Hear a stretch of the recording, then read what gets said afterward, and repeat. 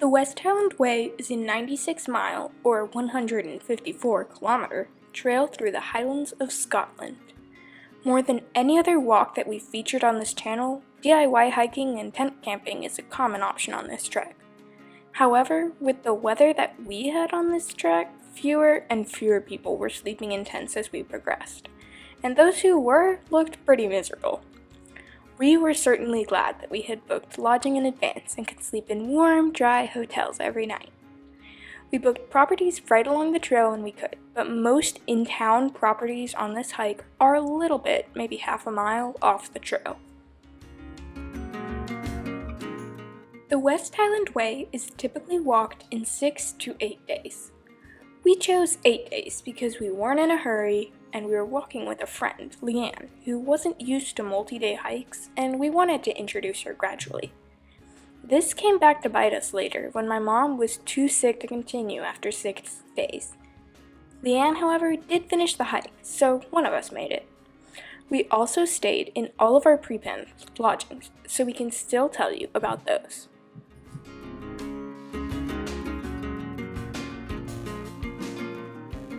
The day before we started the West Highland Way, we took a train from Edinburgh to Glasgow, and then took a taxi to our hotel outside Milngavie, which was called the Kirkhouse Inn. This hotel wasn't particularly old, but the rooms were large and comfortable, and the restaurant was good.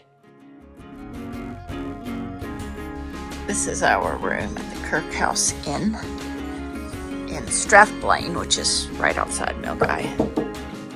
There's also a bus stop right in front of it that goes into the heart of Milngavie. We took the bus into town to get our West Highland Way credentials and a few supplies, and then headed back to the Kirkhouse for dinner and an early night. If you want a nice place to stay the night before starting, this is a good one. The next morning, we were up bright and early to get the bus back into Milngavie. The weather looked threatening, so we headed off straight away. The morning of day one passes through the outskirts of Milngavie and then by some farms and lakes along well-trodden paths. It's not that remote, and there were a couple of choices of where to stop for lunch.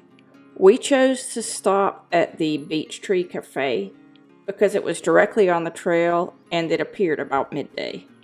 The food was pretty good and the bathrooms were decent. We then hiked the rest of day one's 12 miles past farms and through wooded areas to Dreamin, which was just about a quarter of a mile off the trail. In Dreamin, we stayed at the oldest inn in Scotland, the Clocken. I think this inn only has 3 rooms, but there are some other nice inns in town, so you could find somewhere else to stay if you want. I wanted to stay in this one for the history, which was really apparent in the restaurant. We should have booked a table here in advance, but we didn't.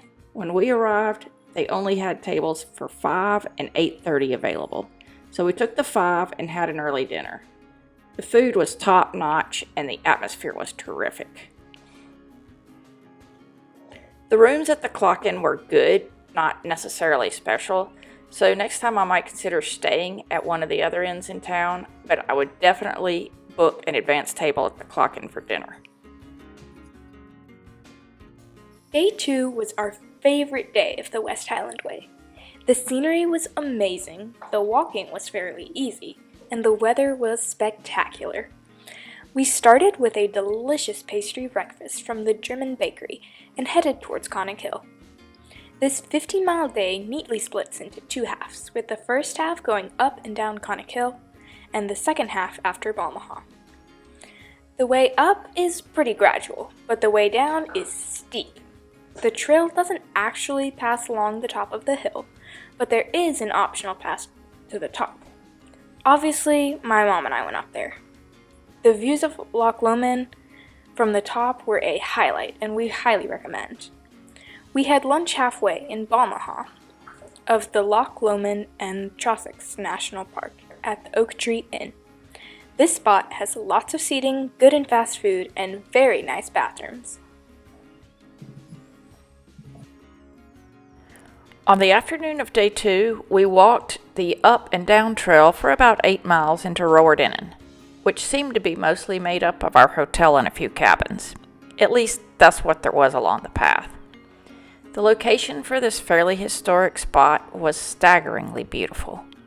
We stayed at the Rowan Inn Hotel, which is right on Loch Lomond.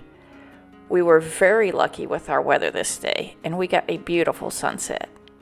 The view from our room was spectacular, and a delicious dinner and lakeside visit with new friends made for a memorable evening. We would obviously stay here again. As beautiful as our weather was on day 2, it was that bad on day 3. And this is coming from people who usually laugh walking through the rain. It was raining hard with wind and cold and lots of midges going for our eyes. This made it hard to see where we were going, and the footing was the toughest this day. The trail was really only bad for 3 or 4 miles after Inversnaid, but in the pouring rain, this was a really slow stretch. The day divides up about evenly with the first easy 7 miles and then the 3 or 4 harder miles after Inversnaid. There is a stop for lunch there, and I cannot tell you how happy we were to see it. The Inversnaid Hotel wasn't very fancy, but they were really set up well to accommodate wet hikers, and they had hot tea and soup to give us a little break from the weather. The afternoon of this day was a tough slog. I think that we would absolutely love the stretch in good weather, because the views would have been great, and we love this type of more challenging trail. But the clouds were at lake and path level, so we couldn't see anything, and the rocks were quite slippery. We made it anyway to the spot where we caught our ferry across Loch Lomond to the village of Ardluy with the Ardluy Hotel. This location would be spectacular in good weather, and the ferry ride across would have been great. It's a nice hotel with good food and was the only place we stayed that had laundry facilities, and boy did we need them. But I'm not sure that we would make the effort to stay there again. If we added up the 45 minutes spent waiting for the ferry and the time of the ride itself, I think we could have gone the extra 2 or 3 miles to the next town, Inverornan, and stayed there. Day 4 started with a good breakfast and the ferry ride back to the trail. This ferry only runs once per hour, so it will dictate your timing. However, the timing felt about right, so we were as rested as we could be when you know you're getting ill. While it still rained a lot on us this day, it was a lighter rain, and the trail was pretty easy, so we were in great spirits. The morning walk was along a meandering trail, along Loch Lomond, and then along a river, with ups and downs and lots of water everywhere. We also got to pet a kitten, so that always makes for a good day. If you like waterfalls, this is your day because it is packed with them. This was one of those days where you struggle to make good time because you just want to make so many picture stops. We didn't do a great job planning on this day and ended up walking an extra 1.5 miles into Crane Lorich to get lunch. That trail wasn't pretty and it was steep, so next time we would just bring more snacks and keep going on the trail. We stayed the night at the UH House B&B, which was very nice. The owners were really friendly and accommodating, and the rooms were among the best we had for the whole trek. However, this spot is well off the trail, remote, and doesn't serve dinner. On the plus side, they have lots of friendly animals and a very relaxed vibe. With the way we would allocate our days differently, we probably wouldn't stay here next time, but it's a special spot, and if you want to take the relaxed plan, we recommend it. Day 5 of our West Highland Way started out with great hope as we woke up to sunny skies and a smooth trail. I was getting sicker, but this looked like a pretty easy day, so I was hoping to turn the corner on it.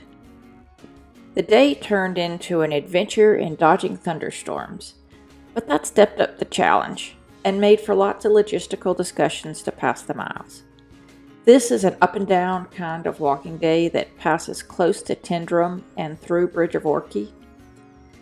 The walking isn't difficult through this stretch, and you don't need to carry a lot of food with you unless you prefer hiking snacks to English food. We don't, so we made our first stop in Tyndrum at the Real Food Cafe.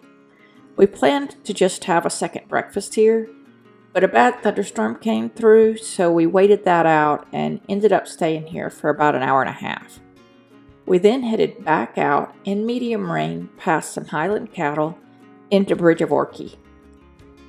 The Bridge of Orchy Hotel was a very welcome refuge from the weather, and we sat out an absolute downpour while having some tea and cake there.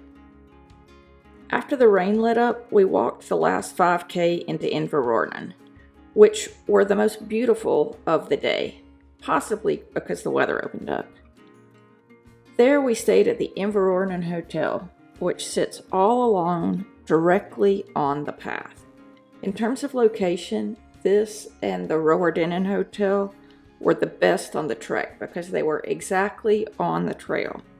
This hotel is small and specifically caters to hikers, has the best food we had on the entire trek, and really friendly owners.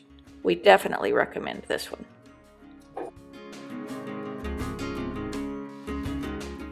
Day 6 should have been our easiest day, but my mom was sick and her blisters were getting infected, so it was a grind just getting her through it. We only walked 10 miles this day, but be prepared. The footing on the old military road is rough. The scenery was top-notch and the hills weren't bad, so this should have been an easy day.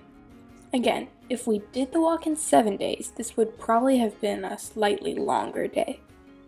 We spent our 6th night at the King's House Hotel, which we had really been looking forward to. We keep thinking we're going to crest the hill and we're going to see this giant valley and the King's House will be in it. But every time we've crested a hill, I see it. I see it. And there it is. Right, I should have done that sooner. This hotel has a stunning location and great facilities. It offers a hiker bunkhouse and hotel rooms. It is very expensive, but we could not find any other options for this section. We stayed in a room which was nice, but we didn't really think it was worth the price. Next time, I think we would choose the bunkhouse or look for an alternative. The service here was also unfriendly and very, very slow. Again, not a favorite. However, this may have been the most beautiful location for a hotel that we have ever seen, and this spot holds a lot of interesting hiker lore. We had to try it at least once. I spent the evening of day 6 at the hospital with infected blisters and ear infection and dehydration, so we missed days 7 and 8 of our hike. However, Leanne forged on, so thanks to her for taking pictures and videos. She reported that the trail on day 7 was a tough but beautiful 15 miles, and it rained most of the day. We stayed that night in Kinlochleven at the Tig na Chow Hotel. This hotel was fine with decent rooms and a good price, and the owners were really friendly. But it was a bit outside of town and doesn't serve dinner. The extra mile to get food is tough on tired feet and legs. We saw places to stay in the center of town, and next time we'd probably try one of those. Day 8 was our last day on the West Highland Way, and Leanne tackled it on her own. She did have some company during the day as she ran into several people we'd met along the way. It was an up and down day with constant light rain, but the clouds were pretty high, so the scenery was good.